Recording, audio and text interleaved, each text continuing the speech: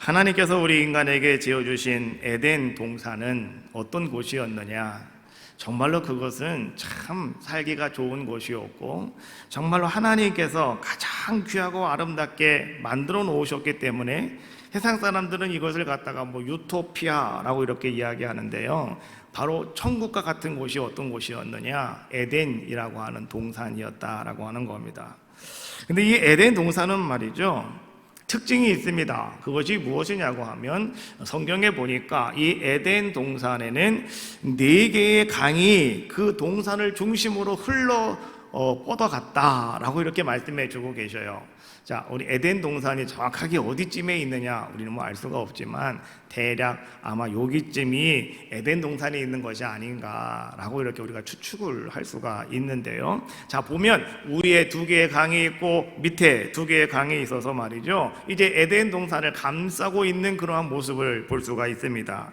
성경에 보니까 창세기 2장 11절 말씀에 보니까 첫 번째 이름은 비손이라 라고 이렇게 말씀해 주고 계시고, 그 다음에 13절 말씀에 보니까 둘째 강의 이름은 기혼이다 라고 이렇게 말씀해 주고 계시고, 세 번째 강은 히데게리요, 그 다음에 넷째 강은 유브라데다 라고 이렇게 말씀해 주고 계셔요.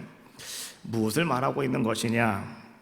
에덴 동산에는 4개의 강이 이렇게 흘러가고 있는데, 강이 흘러가고 있다고 하는 것은 무엇을 반증하는 이야기냐고 하면, 그곳은 땅이 너무나도 비옥하다, 그리고 그것은 너무나도 아름다운 모습이다. 그것이 바로 어디라고요? 에덴 동산이다 라고 말씀해 주고 있는 거죠. 우리 교회 이름이 에덴입니다. 여러분, 왜 우리 교회 이름이 에덴인지 아시죠?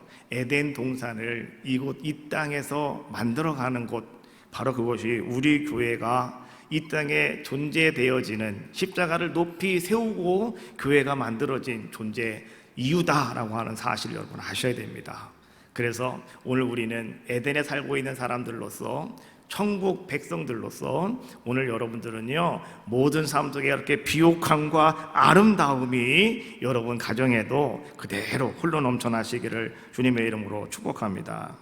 자, 그런데 말이죠, 요한계시록 22장 1절 말씀에 보니까 이런 말씀이 나와요. 또 그가 수정같이 맑은 생명수의 강을 내게 보이니 하나님과 및 어린 양의 보좌로부터 나와서 라고 말씀해 주고 계셔요. 하나님의 나라도 강을 중심으로 생명나무가 있다라고 하는 것을 요한계시록에서 우리에게 지금 말씀해 주고 계신다라고 하는 겁니다. 하나님 나라, 우리가 말하는 천국입니다. 아직 우리 그곳에 가보지는 못했지만은, 그러나 말씀을 통해서 그것이 어떤 곳인가에 대해서는 오늘 우리에게 이렇게 말씀으로 알려주고 계시는데, 자, 그 하나님 나라에는 강이 한가운데 흐르고 있다라고 말씀해주고 계시는 거예요. 자, 그럼 가만히 생각을 해봅시다. 에덴 동산도 4개의 강이 흘러감으로 땅이 비옥하고 아름다웠다라고 말씀해주고 계시고, 우리가 이제 앞으로 가야 될 저 천국을 소망하고 있는데, 그 천국도 어떤 곳이다? 바로 강이 한가운데 흐르고 있는 곳, 바로 그것이 천국이다. 에덴과 천국은요, 다 완벽한 하나님의 나라인데, 특징이 무엇이냐고 하면 강을 중심으로 만들어져 있다, 강을 중심으로 지어져 있다라고 하는 거예요.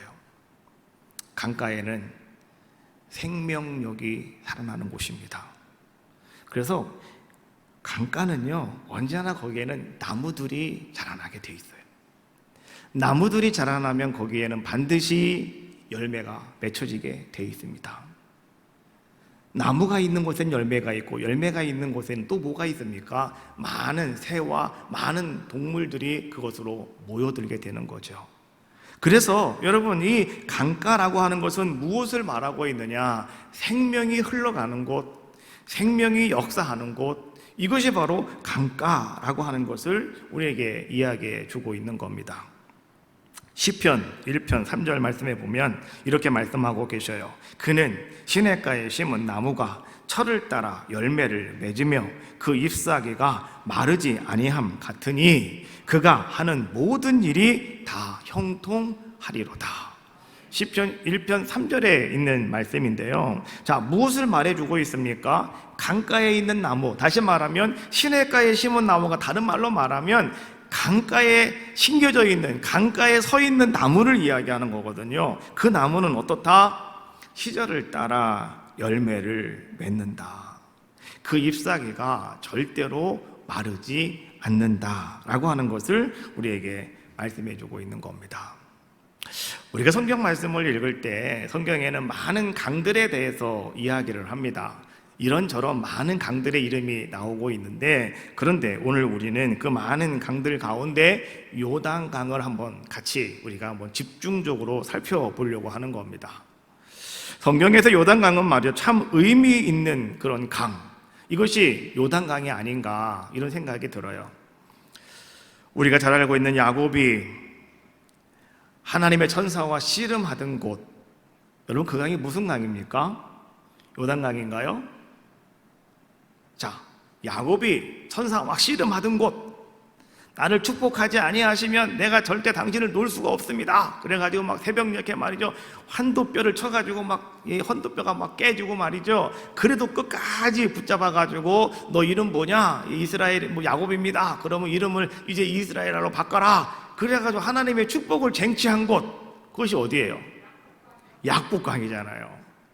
근데 여러분 아세요? 그 약복강이 어디로부터 나오는 것이냐? 요단강이 쫙 흐르면 거기에 하나가 앞으로 싹 흘러나간 곳이 바로 약복강입니다. 그러니까 이 약복강도 요단강의 한 지류 중에 하나였다라고 하는 것. 또 여러분, 아람의 왕 군대 장관 나아만이라고 하는 사람이 있었는데 이 사람이 문둥병자였습니다. 그런데 오늘 이가 이스라엘에 와가지고 용하다고 이야기하는 엘리사를 찾아가게 되는데, 근데 그 엘리사가 이 나만 장군에게 어떻게 했습니까? 요단강에 가서 7번 씻고 가 그랬단 말이죠. 처음에는 나만 장군이 너무 기분이 나빠서 말이죠, 나를 어떻게 보고 나를 업신여기고 어떻게 그런 말을 할 수가 있겠느냐고 화도 났지만, 그러나 그 아람의 왕의 군대 장관이었던 나아만이 그 요단강에 들어가서 7번 씻고 나왔더니 자기의 문둥병이 깨끗이 고침받게 되었다. 그 강이 바로 요단강입니다. 또 예수님께서 이 땅에 오셔서 이제는 정말 하나님이 이 땅에 보내신 아름다운 사역을 시작하는 것, 그것을 갖다가 우리가 공생애라고 이렇게 이야기하는데요, 공생애를 하기 시작하시기 전에 먼저 가장 처음에 하신 것이 뭐였냐고 하면 세례를 받는 일이었습니다. 세례 요한에게 세례를 받는 일이었거든요. 근데 그것이 어디였느냐? 바로 예수님이 세례 요한에게 세례를 받으신 곳도 요단강이었다. 성경에 보면 요단강이 이렇게 중요하다라고 하는 것을 이야기하는 겁니다. 또한 이스라엘 백성이 출애굽을 하여서 그들은 꿈에도 그리는 땅이 있습니다. 그 땅은 어떤 땅이냐? 젖과 꿀이 흐르는 땅이래요. 우리는 그 땅이 어떤 땅인지 알지요? 가나안 땅입니다. 그런데 그 가나안 땅에 들어가려면 반드시 건너가야 하는 강이 하나가 있습니다. 그 강이 무슨 강일까요? 요단강이었습니다. 그것이 바로 요단강이었다. 오늘 그 요단강에 누가 서 있느냐고 하면 오늘 본문 말씀에 보니까 그 요단강에 지금 엘리야와 그의 제자 엘리사가 그 요단강 강가에 서 있는 자의 모습으로 성경은 우리에게 지금 말씀을 전해주고 계시는 거예요. 자, 2장 7절에 있는 말씀이죠. 선지자의 제자 50명이 가서 멀리 서서 바라보매 그 두 사람이 요단가에 서 있더니 라고 말씀해 주고 있어요. 말씀이 따라 나오셔야 됩니다. 말씀이 안 따라 나오고 있어요 지금. 자, 여러분, 요단강에 서 있었다. 누가? 두 사람이. 그 두 사람이 누굽니까? 엘리야와 엘리사 두 사람이 지금 요단강에 서 있는 그러한 모습을 성경은 지금 우리에게 보여주고 있는 겁니다. 엘리야는요, 자기의 제자 엘리사와 함께 길갈이라고 하는 곳으로부터 이제는 그는 여행을 시작하게 됩니다. 그 여행은 어떤 여행이었냐고 하면 이제 요단강까지 가는 그의 여정의 여행이었습니다. 그래서 길가에서 시작을 해서 베델로 가고 베델에서 여리고로 갔다가 다시 여리고에서 요단강에 도착하는 그러한 모습이었다라고 하는 것이죠. 우리가 이 말씀을 잠깐 접어놓고 우리는 누가복음 9장으로 한번 잠깐 가보겠습니다. 누가복음 9장에는요, 이제 예수님께서 이 말씀을 전하시다가 51절에 그런 말씀이 나와요. 예수께서 승천하실 기약이 차감해 예루살렘을 향하여 올라가기로 굳게 결심하시고 라고 말씀해 주고 계셔요. 예수님께서 이제는 복음을 막 전하시다가 예수님이 승천하실 기약이 찼다라고 하는 것을, 때가 됐다라고 하는 것을 예수님이 알았다는 거예요. 그래서 예수님이 어떻게 했다는 겁니까? 이제는 예루살렘을 향하여 새가 올라가기로 주님이 결단하셨다, 마음 먹으셨다, 이런 얘기입니다. 그래서 그때부터 이제 누가복음 9장 51절부터 예수님께서는 예루살렘을 향하여 나아가는 여행을 시작하시는데, 근데 여러분 잘 들으십시오. 누가복음 9장 51절부터 시작을 해가지고 그 여행은 어디까지 가냐고 하면 누가복음 19장 28절까지 갑니다. 9장에서 시작한 여행을 시작을 했는데 그것이 누가복음 19장까지 간다는 거예요. 이것은요, 여러분 누가복음 전체 내용의 한 40% 이상이 오늘 예수님께서 예루살렘을 향해서 여행을 시작하시는 그러한 이야기로 가득 채워져 있다라고 하는 것을 이야기해 주고 있는 겁니다. 그만큼 예수님께서 예루살렘을 향해서 올라가는 그 길이 상당히 중요하다라고 하는 것을 우리에게 말씀해 주고 계시는 거죠. 자, 그런데 그 말씀 가운데요, 자, 예수께서 승천하실 기약이 차감해 라고 하는 말씀 가운데 이 승천하실이라고 하는 단어가 나오는데요, 이 단어가, 이 동사는 어떤 동사였냐고 하면 아날렘바노라고 하는 동사였는데요, 근데 이 단어가요, 오늘 우리가 읽는, 다시 구약으로 넘어올게요. 열왕기하 2장으로 넘어오면 2장 1절 말씀에 보니까 거기 이런 말씀이 나와요. 여호와께서 해오리 바람으로 엘리야를 하늘로 올리고자 하실 때에 라고 하는 말씀이 나와요. 여기서 하늘로 올리고자 하실 때에, 이때 쓰여진 단어, 이 단어의 동사가 또 어떤 단어였냐고 하면 아날렘바노라고 하는 단어입니다. 다시 말하면 이런 거예요. 예수님께서 이제는 어떻게 됐다고요? 승천하실 때가 됐음을 알았을 때, 또 엘리야가 이제 하늘로 올리고자 하시는, 하나님이 엘리야를 올리고자 하시는 그러한 것을 엘리야가 깨달았을 때, 예수님은 예루살렘을 향해서 나아가셨고 여행을 시작하셨고, 엘리야는 요단강을 향해서 그는 여행의 발걸음이 시작이 되었다라고 하는 것을 이야기해 주고 있는 거죠. 왜요? 예수님께서는 이제 하나님 보좌 우편에 올라가셔서 이제는 다 이루고 우리를 위해서 간구하시며 우리를 도우시는 그 아름다운 일이 가까이 오심을 아시고, 주님은 이제 예루살렘에서 하실 일을 바라보시며 그곳을 향해서 나아가시는 발걸음을 내딛는 자의 모습이셨고, 엘리야는 이 땅에 와서 자기 사명 잘 감당하고, 여러분 살아서 하늘로 올라간 사람 엘리야 아닙니까? 예수님은 구름을 타고 올라가셨지만 엘리야는 회리바람을 타고 올라갔잖아요. 그렇지 않습니까? 마차를 타고 올라갔지 않습니까? 이제 그 하나님이 그렇게 행하심을 가까이 오음을 알았기에 엘리야는 어떻게 했다는 겁니까? 엘리야는 요단강을 향해서 나아가는 자의 모습이었다. 그 길에 지금 누가 동행을 하게 되었다고요? 엘리사가 동행을 하게 되었다. 예수님의 그 길에는 12명의 제자들이 동행을 했고, 오늘 엘리야에게는 엘리사가 이제 동행하는 그러한 모습이었다라고 하는 겁니다. 오늘 엘리야가 거쳐갔던 길갈로부터 시작을 해서 베델, 여리고, 요단강, 이것은요, 이스라엘 역사에 있어서 중요한 의미를 지닌 그런 장소이기들도 합니다. 첫 번째는 족장들, 자기들 족장들의 삶의 모든 것들이 담겨있는 장소이기도 하고, 두 번째, 이스라엘 백성이 출애굽함에 있어서 어떤 사건들이 나타나는 그런 뭔가 사건을 기억하게 만드는 이러한 장소가 오늘 이제 엘리야가 거쳐가는 그러한 장소이기도 합니다. 또 더 나가서 나중에 이제 엘리사가 말이죠, 이제는 하나님께로부터 영감을 갑절이나 받은 다음에, 성령의 하시는 일에 영감을 갑절이나 능력을 받은 다음에 다시 그는 이 세 곳을 다니면서 하나님 주신 사명을 잘 감당하는 아름다운 일을 또 그곳으로부터 시작하였다라고 하는 것도 우리 성경을 통해서 또한 볼 수가 있다라고 하는 겁니다. 자, 그런데 여기서 우리는 한 가지 볼 수 있는 것이 있습니다. 그것이 무엇이냐고 하면, 예수님께서는 그 길을 걸어가실 때 제자들에게 이렇게 말씀하셨죠. 나를 따르라.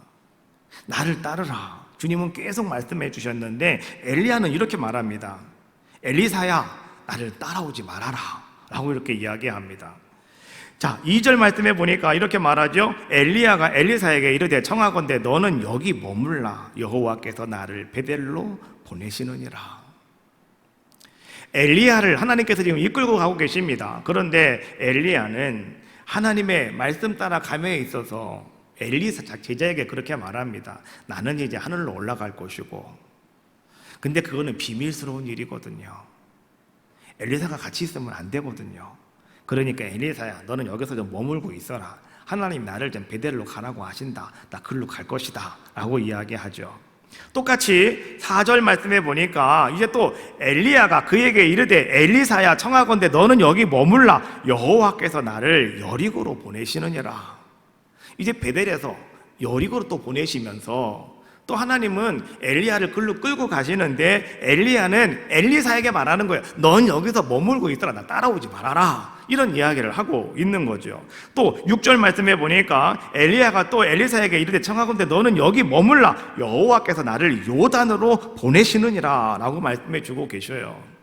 여리고에서 또 요단으로 하나님을 보내시면서, 목적지잖아요. 거기로 보내시면서 어떻게 하는 겁니까? 다시 엘리야를 통해서 엘리사에게 말합니다. 넌 여기 머물러라. 오지 말아라. 이제 됐다. 그만이다 라고 하는 이야기를 계속해서 지금 하고 계시더라라고 하는 거예요. 몇 번이나? 3번이나.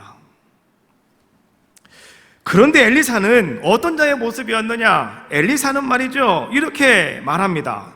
오늘 말씀해 보니까 엘리사가 하는 이야기, 여호와께서 살아계신과 당신의 영혼이 살아계심을 두고 내가 맹세하노니 내가 당신을 떠나지 아니하겠나이다. 내가 당신을 떠나지 아니하겠나이다. 그러면서 어떻게 했다고 그럽니까? 2절 말씀해 보니까 두 사람이 베델로 내려갔다라고 말씀해 주고 계셔요. 따라갔다는 겁니다. 거기 머물지 않고 그냥 따라갔다 이런 얘기죠. 4절 말씀에도 보니까 똑같이 말합니다. 여호와께서 살아계신과 당신의 영혼이 살아있음을 두고 맹세하노니 내가 당신을 떠나지 아니하겠나이다 하니라. 그들이 여리고에 이름에 함께 갔다는 겁니다. 또 6절도 마찬가지죠. 여호와께서 살아계신과 당신의 영혼이 살아있음을 두고 맹세하노니 내가 당신을 떠나가지 아니하겠나이다 하는지라. 이에 두 사람이 가니라. 그래서 어디까지 갔다는 거예요? 요단강까지. 요단강 그 강가까지 함께 가는 그러한 모습을 오늘 엘리사는 지금 우리에게 보여주고 계시더라라고 하는 거죠. 오늘 엘리사의 모습을 가만히 바라보면서 엘리사의 이러한 다짐은 오늘날 우리가 예수 그리스도를 믿고 나도 주님을 따라갑니다. 예수님이 하신 말씀, 누구든지 나를 따라오려거든 자기 자신을 부인하고 자기 십자가를 짊어지고 나를 따를 것이라고 주님 말씀해 주시면서, 주님이 제자를 부르시면서 하신 말씀이 항상 그런 말씀이에요. 나를 따르라, follow me 라고 말씀해 주셨단 말이에요. 그런데도 불구하고 오늘 제자들은 예수님을 따라가지 못한 모습들을 많이 보여주고 있지 않습니까? 근데 엘리사는 그렇지 않았다라고 하는 겁니다. 끝까지 그는 이 엘리야를 따라가는 자의 모습, 이것이 바로 오늘 우리 모든 성도들이 본받아야 될 귀한 모습이 아닐까. 여러분, 이런 이야기 가운데 좋은 예가 되는 말씀이 룻기서에 나오는 룻의 이야기입니다. 나오미라고 하는 여인이 있었죠. 이 사람은 베델 사람이었습니다. 그런데 이 여인에게는 두 며느리가 있었습니다. 모압에서 두 아들을 결혼을 시켰는데 그 아들이 다 모압에서 죽어버리고 말았죠. 남아있는 것은 두 며느리 오르바와 룻이라고 하는 두 며느리와 함께 이제는 그 나오미는 살고 있었습니다. 그러다가 나오미가 생각을 합니다. 내가 여기서 이렇게 살아서 뭐하나, 그래 내 고향 베들레헴으로 돌아가자. 그래서 나오미가 며느리들을 다 불러 모았습니다. 그리고 며느리들에게 그렇게 말하죠. 나는 내 고향으로 돌아가려니 너희들은 너희 고향에서 머물러 살아라. 여기서 머물러서 다시 새롭게 출발하여라 라고 이야기합니다. 그때 오르바는 말이죠, 시어머니의 말을 듣고 나오미의 말을 듣고 모압에 그대로 머무른 자의 모습이었지만은, 그러나 룻이라고 하는 이 며느리는 좀 남달랐다라고 하는 것이죠. 그는 어떻게 했습니까? 룻기서 1장 16절 말씀에 보니까 룻이 이르되 내게 어머니를 떠나며 어머니를 따르지 말고 돌아가라 강권하지 마옵소서. 어머니께서 가시는 곳에 나도 가고 어머니께서 머무시는 곳에 나도 머물겠나이다. 어머니의 백성이 나의 백성이 되고 어머니의 하나님이 나의 하나님이 되시리니. 오늘 룻이라고 하는 이 며느리는요, 이 룻이라고 하는 이 여인은 지금 무엇을 고백하고 있는 겁니까? 어머니, 나 여기 머물라고 하지 마십시오. 난 어머님 따라가겠습니다. 나 어머니와 함께 하겠습니다. 어머니가 죽는 곳에서 나도 죽겠습니다. 이것이 말이죠, 룻이라고 하는 여인이 가지고 있는 그런 모습이었다라고 하는 것이죠. 오늘 이 룻이라고 하는 여인이 가졌던 이러한 결단, 그리고 그 가지고 있던 그러한 뜨거운 열정, 이것이 말이죠, 여러분 나중에 어떤 일을 만들어낸지 여러분 알고 계시잖아요. 이 룻이라고 하는 여인이 예수님의 족보의 한 부분을 차지하게 되더라. 이 땅에 오신 메시아, 예수님의 족보에 들어가는 한 사람이 되었다. 여러분, 이게 얼마나 영광스러운 일이겠습니까? 근데 그것이 어떻게 이루어졌다고요? 내가 어머님을 따라가겠습니다. 나를 여기 머물라고 하지 마십시오. 나는 함께 하겠습니다 라고 하는 결단, 그리고 그의 뜨거운 열정, 이것으로 말미암아서 오늘 그는 예수님의 조상이 되어지는 놀라운 역사가 오늘 그의 삶 속에 나타나게 되었더라라고 하는 겁니다. 인내라고 하는 이 말은 영어 단어로요, patience라고 이렇게 단어를 쓰고요, 열정이라고 하는 단어는 passion이라고 하는 단어를 쓰거든요. 근데 이 두 단어가 다 어디서 나온 단어냐고 하면 라틴어의 파시오라고 하는, 견디다라고 하는 이 단어에서 파생된 동사들이라고 합니다. 그럼 이게 무슨 얘기냐고 하면 이런 얘기예요. 인내라고 하는 것은 열정이라고 하는 것을 포함시킨다. 그래서 인내하는 사람은 어떤 사람이냐? 그 사람은 열정을 가진 사람이다. 열정을 가진 사람만이 인내로서 자기의 일을 이루어 갈 수가 있다. 어려워요? 무슨 말인지 이해가 되십니까? 예, 그렇다 이런 얘기예요. 오늘 여러분들도요, 내가 무엇인가 정말 인내함이 있으셔야 된다 이런 얘기예요. 어떤 일에 조금 힘들다고 팍 쓰러지거나 어떤 일에 푹 여러분 돌아버리지 마시고, 여러분 인내하고 계시라. 그분이 열정이 있는 사람이라는 거예요. 그 열정을 가지고 있는 사람만이 인내함으로, 견딤으로 말미암아서 어떻게 된다고요? 자신의 일을 완벽하게 이루어갈 수 있는 귀한 자가 될 수 있다. 예수님이 12제자를 부르셨습니다. 그리고 그들을 부르신 목적이 있습니다.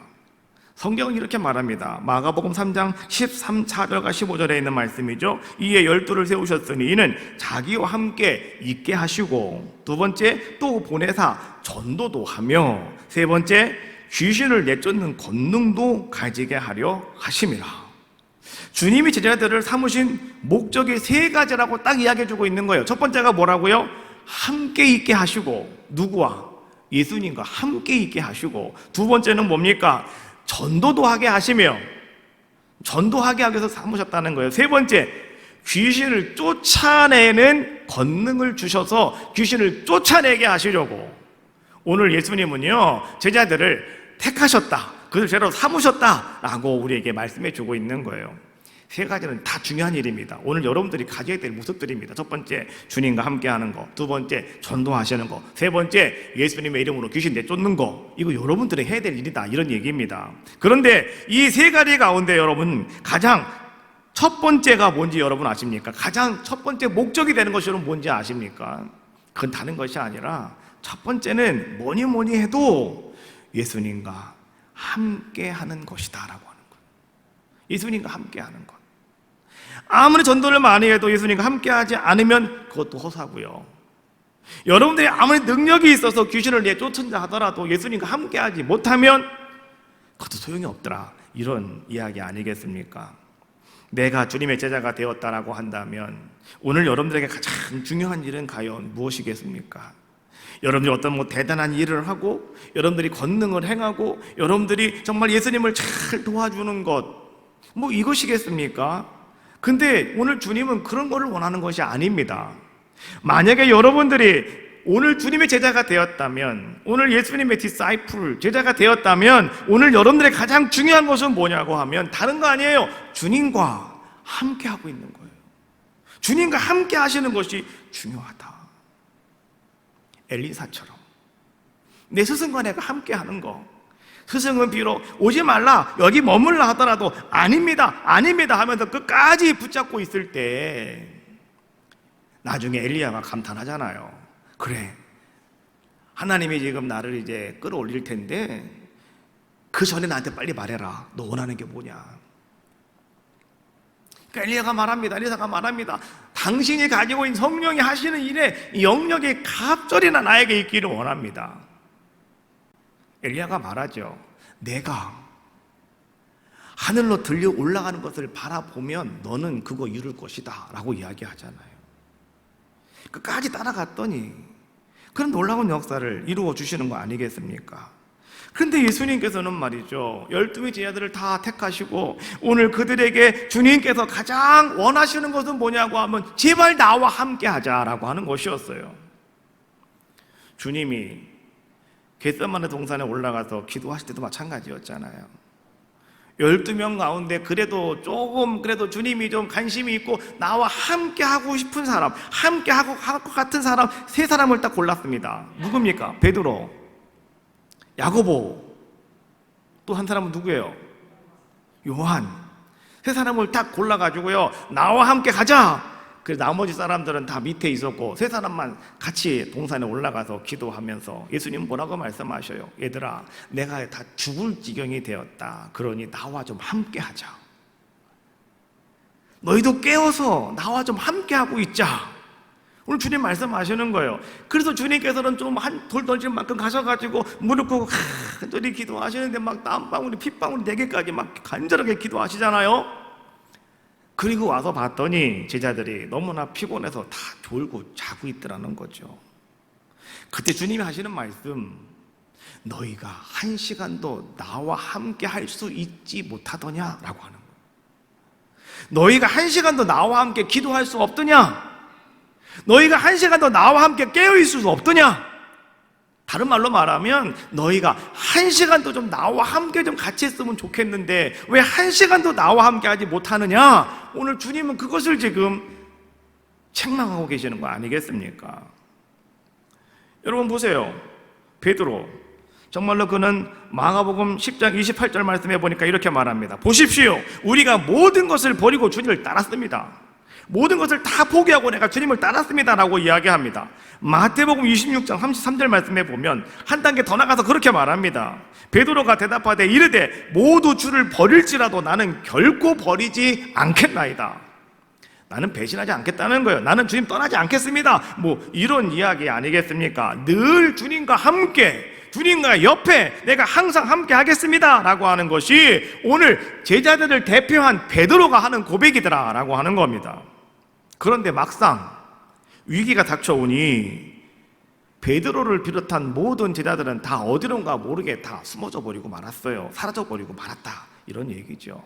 다 도망가 버리고 말았습니다. 그들은 예수님과 함께 끝까지 함께 하지 못하는 그런 자들의 모습이었더라라고 하는 겁니다. 무엇을 얘기하는 것이냐?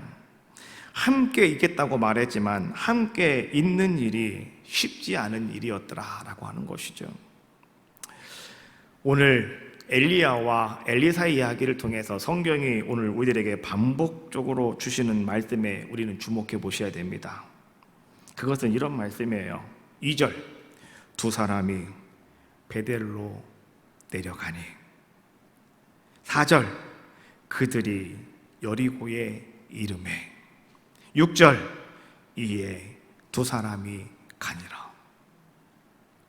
여러분, 이 말씀을 여러분 주목하셔야 되는 겁니다. 두 사람이 누구와 누구와? 엘리야와 엘리사가. 그들이 엘리야와 엘리사가. 두 사람이 엘리야와 엘리사가 어떻게 했다는 겁니까? 갔다라고 하는 거죠. 어디까지요? 목적지까지, 요단강까지. 요단을 건너면 이제 가나안입니다. 가나안은 무엇을 상징하느냐? 하나님 나라를 상징하죠. 그래서 우리가 오늘날도 여러분 가정에 누군가 돌아가시면 우린 장례식을 치르는데요, 이제 마지막으로 그 장례식장에서 우리가 부르는 찬송 하나가 있죠. 며칠 후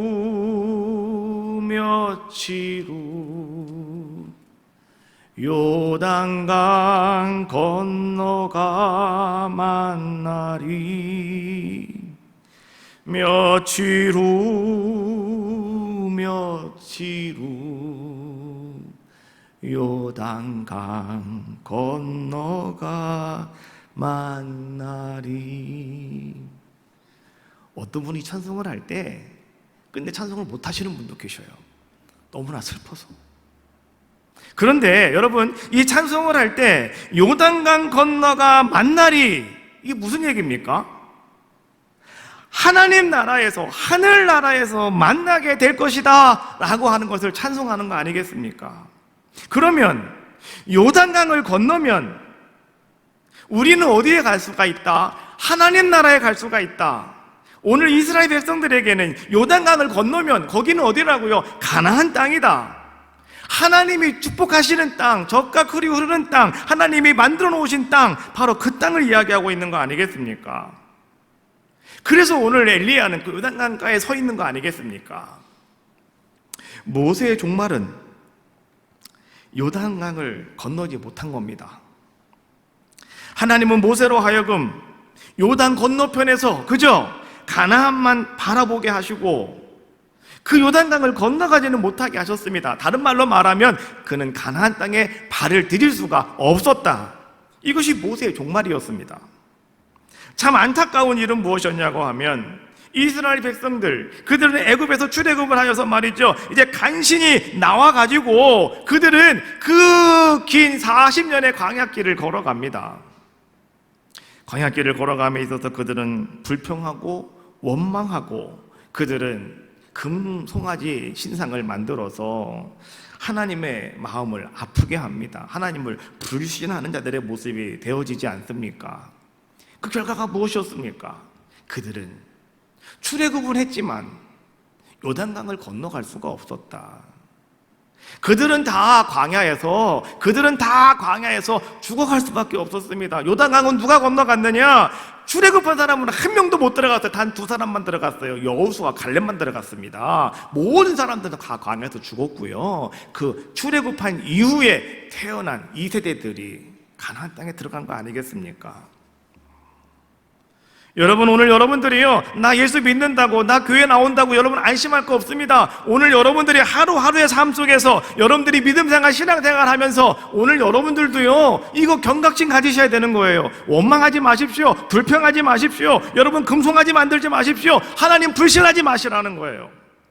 그럼 여러분들 요단강 못 건너갑니다. 가나안 땅 바라보고 조망만 하는 거예요. 조망만.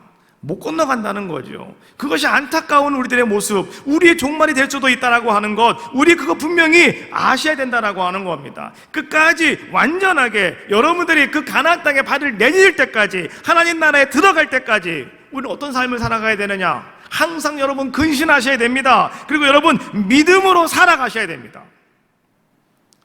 세상적인 판단 갖고 살아가지 마시라는 거예요. 오직 믿음으로 살아가는 우리들의 모습이 되셔야 된다. 요단강은 철저하게 믿음의 발을 내디딤으로 말미암아서 건너갈 수 있는 것이 바로 요단강이다. 근데 요단강은 말이죠, 여러분 그런 거예요. 내가 믿음의 발을 내 디딤으로 말미암아서 지금까지 내가 살아왔던 40년의 광야의 생활을 딱 종결시키는 겁니다. 종지부를 찢는 게 요단강입니다. 그리고 내가 믿음으로 내 발을 내딛었을 때 이제는 그 강이 갈라짐으로 말미암아서 나로 하여금 그 강을 건너가게 만들어주는 것, 이것이 바로 요단강이다. 그래서 요단강 앞에 서 있는 모든 사람들은요, 다른 거 필요 없습니다. 오직 믿음입니다. 믿음이 있으셔야 되는 거예요. 우리 아내가 교회 잘 다니거든요. 우리 아내가 교회에서 집 사고 건사해요. 나는 우리 아내 말 잘 붙잡고 있으면 되는 거예요. 천만의 말씀이죠. 여러분 아내의 치맛자락을 잡아도요, 요단강 못 건너가십니다. 내 믿음이 없으면 요단강 못 건너가는 거예요. 우리 남편이 장로입니다. 나는 걱정할 거 없어요. 그것도 아니에요. 다 소용없어요. 내 믿음이에요. 내 믿음으로 내 발을 내딛으셔야 됩니다. 믿음으로 내 발이 요단강 속에 들어가야 되는 거예요. 그러나 그 믿음이 없으면 언제나 우리는 요단가에 서서 말이죠, 며칠 후 이 노래만 부르고 앉아있는 거죠. 그러면 되겠습니까? 여호수아 3장 15절로 17절 말씀해 보니까 이렇게 말씀해 주고 있어요. 요단이 곡식 거두는 시기에는 항상 언덕에 넘치더라.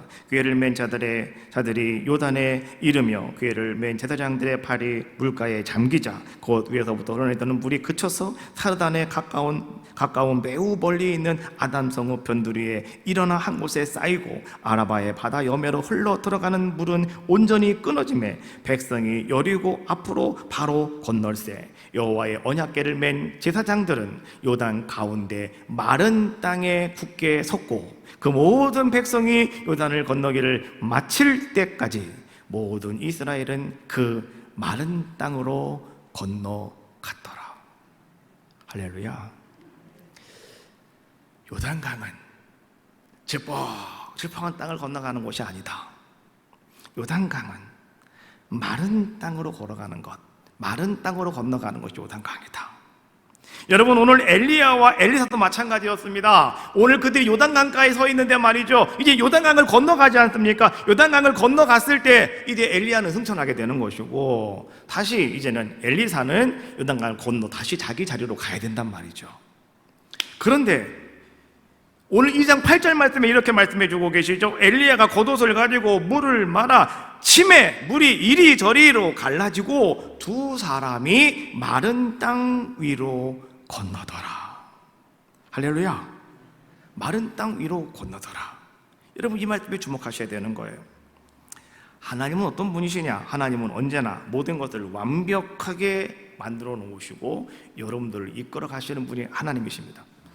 우리는요 바쁜 때는 어떻게 합니까? 진행하면서 우리는 사람을 끌고 갈 때가 있습니다. 그렇죠? 내가 막 아직 완벽하게 준비가 안 됐지만 내가 일을 하면서 내가 만들어가면서 갑시다 하면서 끌고 갈 때가 있다는 거죠. 그러다가 어떤 때는요 같이 폭발해버리는 경우도 있습니다. 그러나 하나님은 그런 분이 아니시다. 하나님은 모든 것들을 완벽하게 다 만들어 놓으시고 완벽하게 준비하신 다음에 그리고 주님은 여러분들을 불러주시고 하나님은 여러분들을 이끌어 가시는 분이 누구시라고요? 그분이 하나님이시다. 하나님이 오늘 여러분들을 만나주셨고 주님이 여러분들을 만나주셨다면 여러분 근심 걱정하실 거 없습니다. 너희 모든 염려를 다 벗어버려라. 이 말씀 괜히 하시는 게 아니잖아요. 주님은 완벽하게 준비해 놓으셨다니까요. 여러분 아닌 것 같지요? 그러나 주님은 완벽하게 준비해 놓으셨어요. 그래서 염려하지 말아라, 근심하지 말아라 라고 말씀해 주고 있는 거예요. 너희가 아무리 염려한들 그 염려가, 그 근심이 여러분들 뭐 이룰 수 있겠느냐라고 하는 거죠. 그 염려와 근심은 너희의 뼈만 마르게 하느니라 라고 이야기하는 거예요. 그죠? 우리는요 이런 믿음이 있으셔야 됩니다. 하나님이 나를 부르셨다. 그러면 하나님은 나의 인생의 모든 것들을 이미 완벽하게 싹 준비해 놓으셨습니다. 여러분들은요 그 주님의 인도하심 속에 따라만 가면 됩니다. 주님이 하라는 대로 내가 그렇게 하겠습니다 하고 순종만 하시면 된다, 이런 얘기죠. 근데 우리는 어떤 모습을 가지고 있느냐? 자꾸 우리는 아니야, 하나님이 좀 준비가 덜 됐을 것 같아. 하나님 요거는 주님이 아직은 준비가 좀 덜 됐지요? 내가 그렇게 알고 있으니까 요거 나중에 이렇게 하는 것이 오늘 우리들의 모습이더라라고 하는 거죠. 그러나 안 그래요. 하나님은 언제나 무슨 일을 하실 때마다 완벽하게 이루시는 분이 하나님이시다. 홍해바다를 갈라주실 때도 마찬가지죠. 이스라엘 백성이 출애굽해가지고 홍해바다를 건너가는데 그들이 마차도 끌고 가고 뭐 염소도 끌고 가고 양떼도 끌고 가고 말이죠. 애들 양손에 붙잡고 막 가는데 그 홍해바다를 건너갈 때 땅에 질퍽질퍽하고 막 늪지가 있으면 거기 어떻게 걸어가겠습니까? 그렇잖아요. 근데 하나님 어떻게 하셨습니까? 출애굽기 14장 21절 모세가 바다 위로 손을 내밀매 여호와께서 큰 동풍이 밤새도록 바닷물을 물러가게 하시니 따라합시다. 물이 갈라져 바다가 마른 땅이 된지라. 할렐루야. 하나님은 이런 분이시라고요. 하나님은 바다가 갈라져서, 여러분 바다가 갈라지면 어떻게 되는 겁니까? 만 땅에 장아, 진 땅에 뭐 이런 거 뭐 옛날에 하지 않는데 이게 바다가 갈라지면 땅이 찌뻑찌뻑해요. 그렇죠? 여러분 서해 한번 가보시라고 물 쭉 빠졌어요. 그러면 수영장 가서 해수욕장 가가지고 물 쭉 빠졌단 말이죠. 막 달려가 봐요. 그럼 나중에는요 푹 빠지잖아요.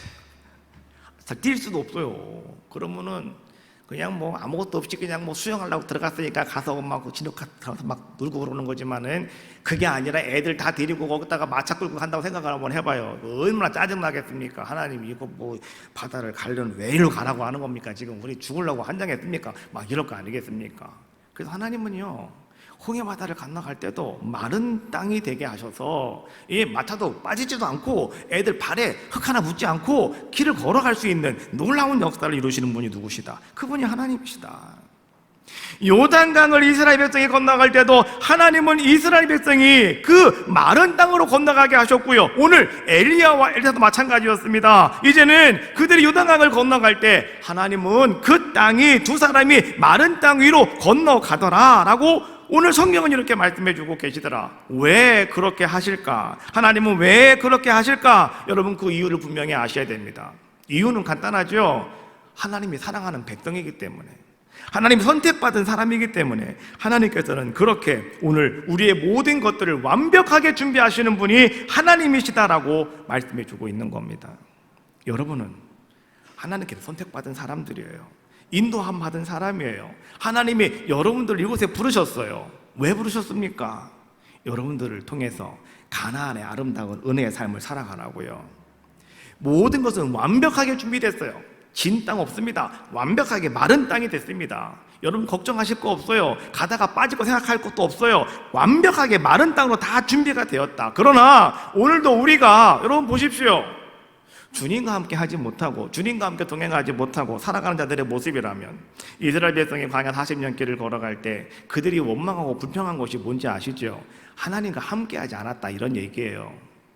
하나님과 동행하지 않았다 이런 얘기예요.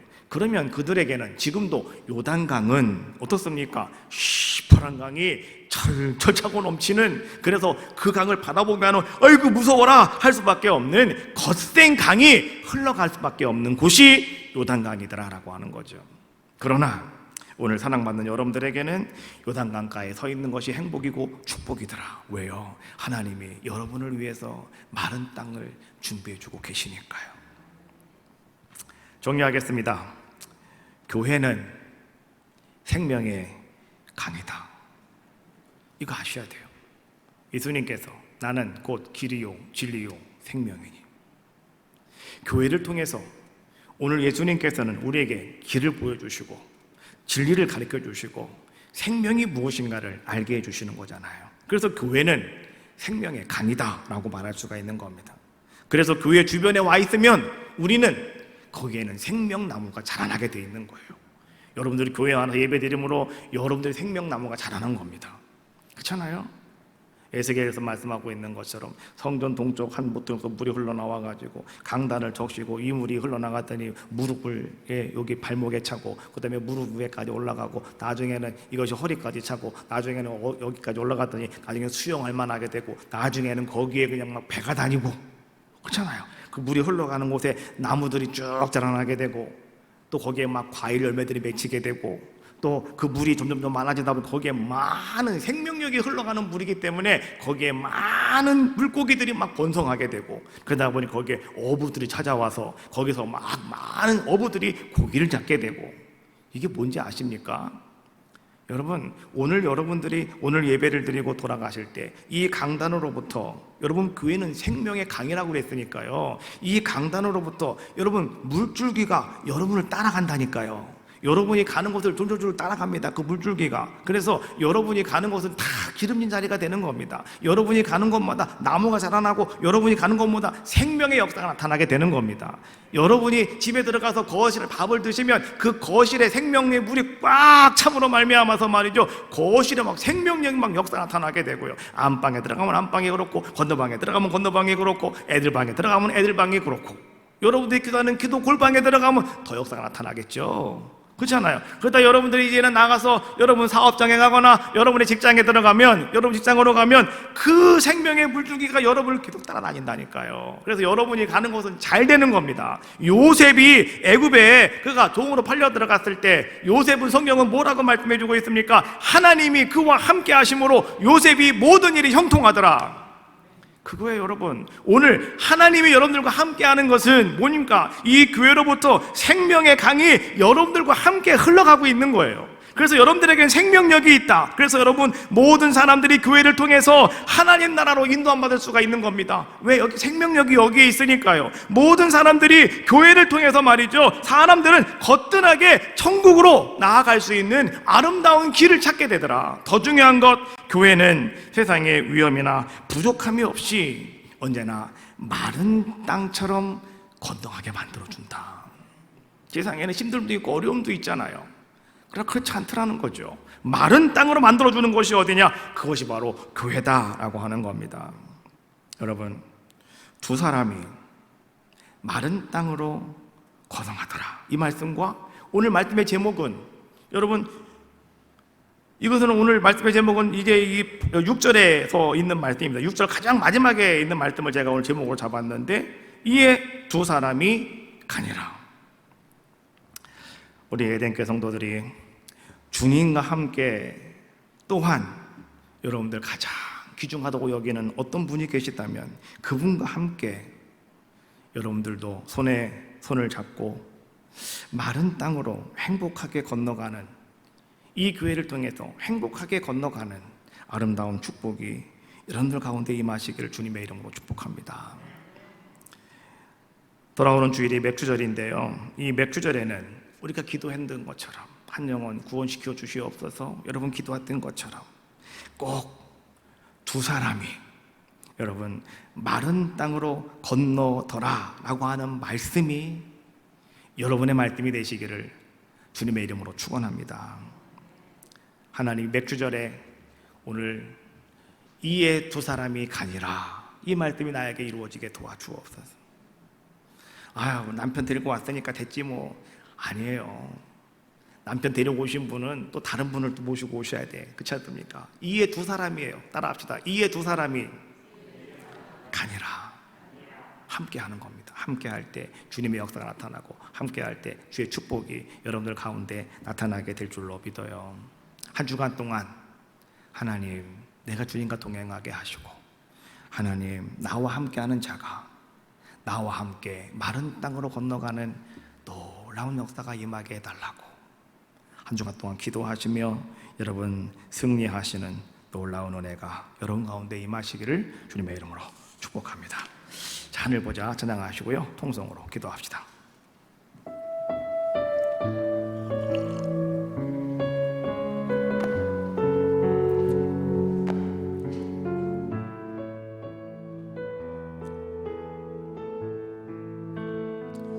내 하나님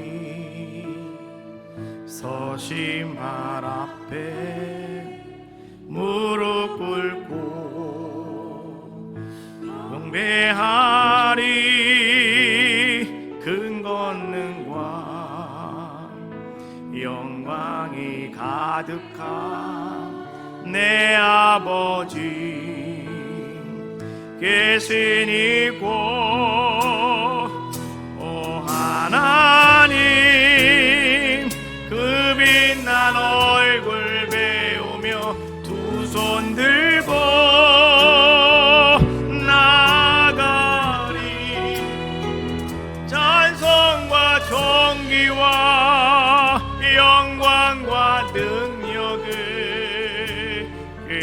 그 하늘 보좌 위에 주님 오 하나님 오 하나님 그 빛난 얼굴 배우며 두 손 들고